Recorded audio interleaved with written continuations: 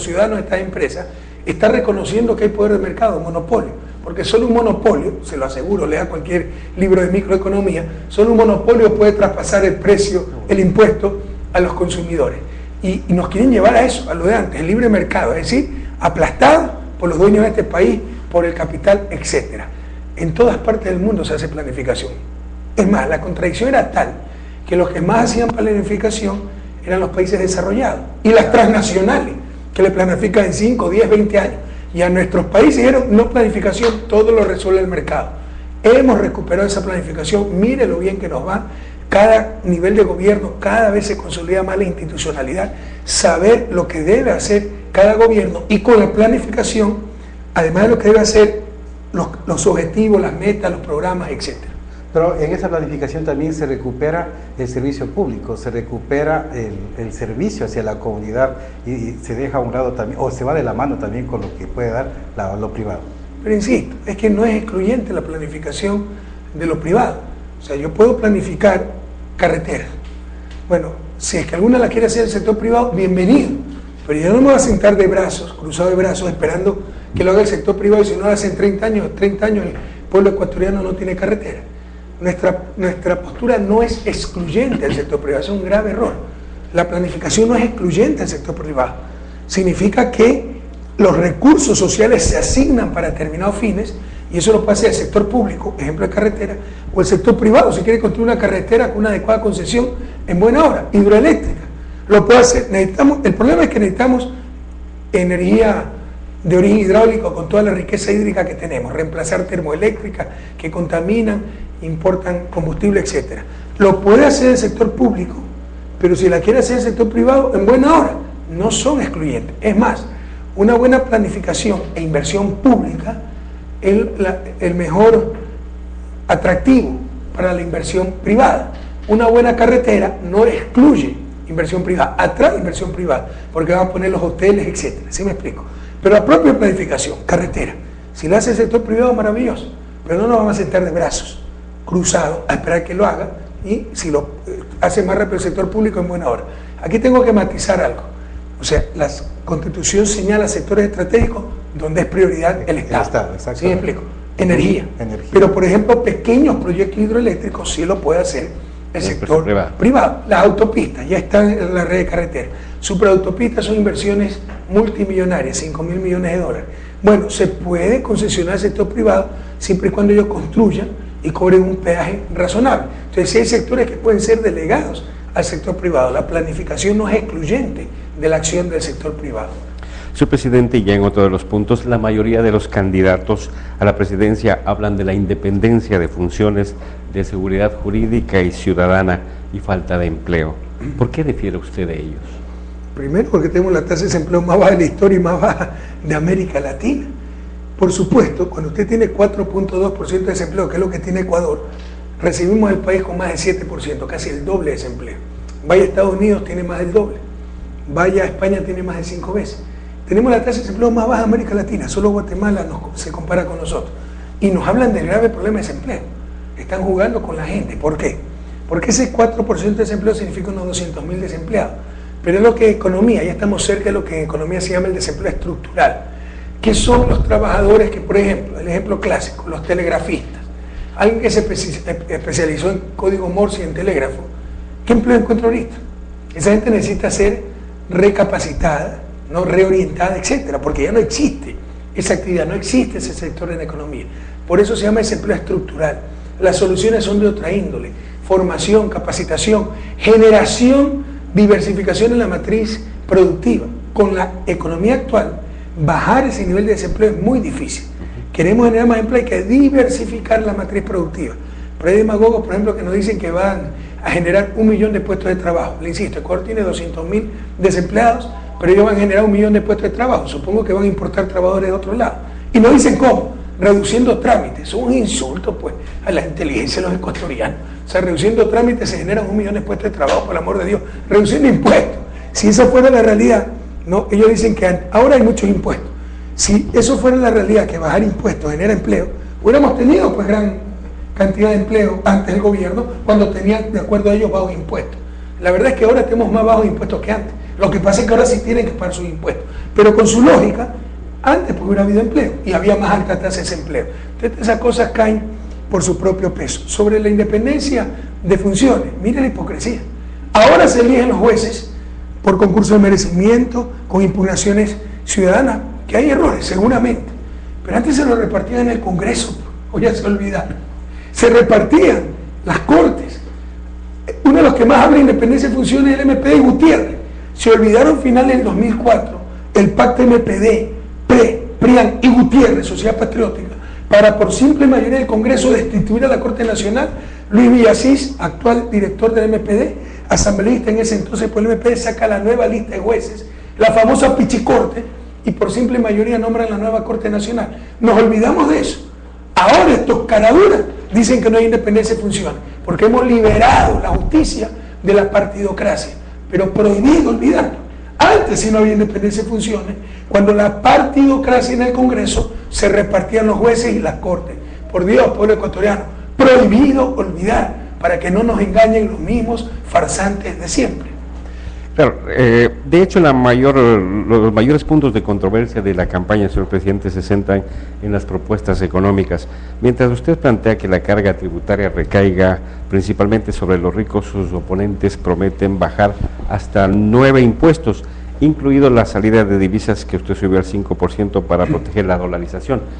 Ahí también incluso estamos todos pagando la salida de divisas. ¿Usted pagó salida de divisas?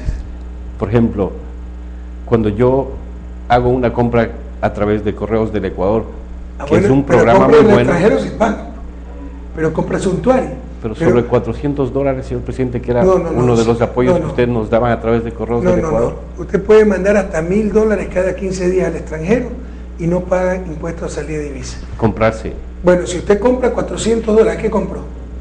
Un disco duro, por ejemplo. Ya, un disco duro $400, el impuesto a salida de divisa es 5%, o sea, pagó $20, ¿no? Yo creo que se puede comprarse un disco duro extranjero de $400, puede pagar $20, pero en principio, usted puede enviar, si usted tiene su hijo en Estados Unidos estudiando, puede mandar hasta $1.000 cada 15 días y no pague el impuesto a salida de divisa. A los que nos escuchan y nos ven, ¿quién de ustedes ha pagado el impuesto a salida de divisa? Es uno de los grandes cuentos. Ese impuesto ni siquiera es para recaudar fondos, es para estabilizar la economía, para evitar que nos fuguen capitales y colapse la dolarización. ¿Sabe cuál es el mayor pagador del impuesto a salida de divisa del país? Citibank, cerca de 20 millones. Y a esa gente es que le quieren ahorrar platita. Están engañando a los pobres. De los que están viendo cuántos han pagado impuestos a salida de divisa, le aseguro que nadie. Usted tal vez una excepción porque compra disco duro a través de Correos del Ecuador, pero en principio tampoco debería pagar, porque hay más de $1.000 cada 15 días que pagan. Puede ser un error. Pero los que nos escuchan y ven, ¿cuántos han pagado el impuesto a salida de divisa? No lo pagan las personas naturales, lo pagan las empresas y los bancos que sacan dinero del país. Y más de $2.000 mensuales, porque usted puede sacar $1.000 cada 15 días y no paga impuesto a salida de divisa. No es un impuesto recaudatorio, es un impuesto estabilizador para evitar ataques de capitales golondrinas, esa entrada y salida de capitales que hacen estallar economías con moneda nacional y peor una economía con moneda extranjera como la ecuatoriana. Y ahora yo le puedo demostrar, modestia aparte, soy especialista en esto. Usted sabe, soy PhD en Economía, una de mis áreas de Economía Pública, Finanzas Públicas. Le puedo demostrar que se han reducido impuestos. Es una gran mentira. Por ejemplo, 12% del IVA. Además de ser el IVA más bajo de Sudamérica, solo nos gana Paraguay con 10%. Vaya Perú es 18%. Vaya Argentina es 21%. La leche, el pan, la carne, el pollo, los vegetales, los embutidos no pagan IVA. Los alimentos no pagan IVA. La medicina no paga IVA. La mayor cantidad de artículos de la canasta básica no pagan IVA. Y vienen estos caretucos que decían los pobres, están demasiados impuestos. La clase media solo se paga impuesto a la renta de $10.180 en adelante, es decir, más de $800 mensuales. ¿Y cómo se paga? Si usted es un profesional clase media que gana $20.000, 20.000 menos 10.180, le quedan 9.820. De ahí deduce gasto de educación, arriendo, vestimenta, alimentación, salud. Y de ahí paga el impuesto a la renta. Un sistema sumamente justo.